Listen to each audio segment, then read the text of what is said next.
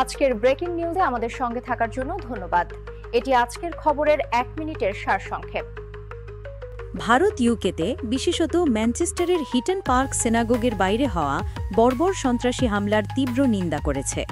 এই জঘন্য ঘটনাটি ঘটেছিল বৃহস্পতিবার 2 অক্টোবর 2025 তারিখে, যা দুঃখজনকভাবে আন্তর্জাতিক অহিংসা দিবসের দিনে সংঘটিত হয়েছে। গাড়ি চাপা দেওয়া এবং ছুরি হামলার এই ঘটনায় জুডিশিয়াল কমিউনিটির 2 সদস্য নিহত হয়েছেন এবং বেশ কয়েকজন আহত হয়েছেন।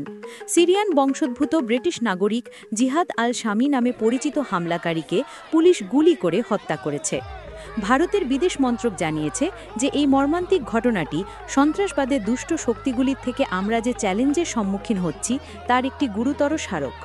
নয়াদিল্লি নিহতদের পরিবারের প্রতি গভীর সমবেদনা জানিয়েছে এবং যুক্তরাজ্যের জনগণের সাথে তার দৃঢ় সংহতি নিশ্চিত করেছে।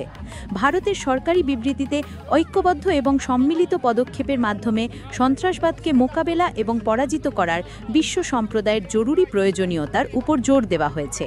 এটি একটি শক্তিশালী অস্পষ্ট বার্তা যা দীর্ঘকাল ধরে সন্ত্রাসের শিকার।